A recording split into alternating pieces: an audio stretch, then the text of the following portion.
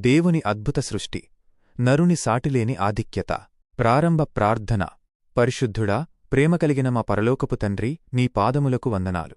ఈ సృష్టిని, అందులో మమ్మల్ని నీ పోలికలో నిర్మించినందుకు స్తోత్రాలు.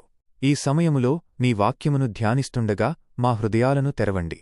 ఆదాముకు నీవు ఇచ్చిన ఆశీర్వాదాలను, బాధ్యతలను మేము గ్రహించి ఈ లోకంలో నీకు ఇష్టలుగా జీవించే కృపను దయచేయమని యేసునామమున అడుగుతున్నాము తండ్రి. ఆమేన్. 1. జీవాత్మగా నరుడు. దైవిక రూపం. దేవుడు సమస్త సృష్టిని తన మాట ద్వారా కలిగించాడు. కాని నరుని మాత్రం తన స్వహస్తాలతో మట్టితో రూపించి తన జీవవాయువును ఊదాడు.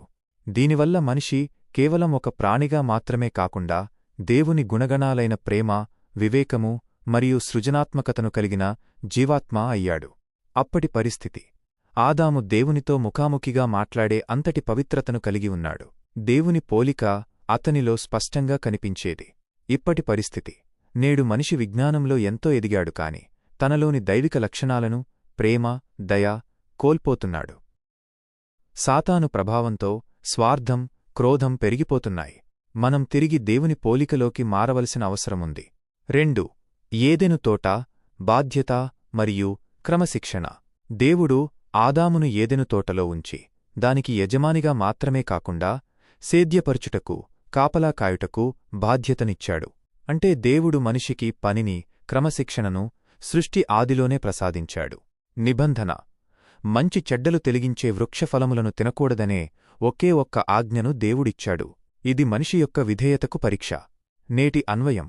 దేవుడు మనకు ఈ ప్రకృతిని, వనరులను ఇచ్చాడు. కాని నేడు మనిషి తన స్వార్థం కోసం ప్రకృతిని నాశనం చేస్తున్నాడు. దేవుడిచ్చిన సరిహద్దులను, ఆజ్ఞలను అతిక్రమించడం వల్లనే మానవాళి మరణానికి, రోగాలకు గురవుతోంది. 3. సాటి అయిన సహాయం, సహవాసం యొక్క ప్రాముఖ్యత. సృష్టిలో అన్నీ జంటలుగా ఉన్నాయి. కాని ఆదాము ఒంటరిగా ఉన్నాడు. దేవుడు నరుడు ఒంటరిగా నుండుట మంచిది కాదు అని సెలవిచ్చాడు. మనిషికి తోడు, ప్రేమ మరియు పంచుకునే మనస్తత్వం అవసరమని దేవునికి తెలుసు. ఆదాము పేరు పెట్టడం, జంతువులకు పేర్లు పెట్టడం ద్వారా దేవుడు ఆదాములోని జ్ఞానాన్ని లోకానికి చాటాడు. అయితే ఆ వేల జంతువుల మధ్య కూడా ఆదాముకు తన మనస్సును పంచుకునే సాటి అయిన తోడు దొరకలేదు. నేటి సమాజం. ఈ కాలంలో మనుషులు వేలమంది మధ్య ఉన్నా, సోషల్ మీడియాలో వందలమంది స్నేహితులు ఉన్నా లోలోపల ఎంతో ఒంటరితనాన్ని అనుభవిస్తున్నారు. దేవుడు ఏర్పాటు చేసిన కుటుంబ వ్యవస్థను, ఆత్మీయ సహవాసాన్ని మనం గౌరవించాలి. ముగింపు. దేవుడు మనల్ని ఎంతో ప్రేమించి అత్యున్నతమైన జ్ఞానంతో సృష్టించాడు. ఆదామువలే మనము కూడా దేవుని ఆజ్ఞలకు లోబడి ఆయన మనకు అప్పగించిన బాధ్యతలను నమ్మకంగా నెరవేర్చాలి.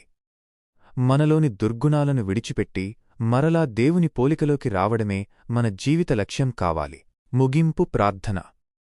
ప్రేమగల తండ్రి, నీ వాక్యము ద్వారా మాతో మాట్లాడినందుకు వందనాలు. ఆదాముకు ఇచ్చినట్లుగా మాకు కూడా నీవు గొప్ప బాధ్యతలనిచ్చావు. మేము నీ ఆజ్ఞలను అతిక్రమించకుండా నీవు ఇచ్చిన ఈ జీవితాన్ని, తోటి మనుషులను ప్రేమిస్తూ నీ మహిమ కొరకు జీవించే శక్తిని మాకు ప్రసాదించండి. మా ఒంటరితనంలో నీవే మాకు తోడుగా ఉండి మమ్మల్ని నడిపించమని యేసుక్రీస్తు నామమున ప్రార్థిస్తున్నాము తండ్రి. ఆమేన్.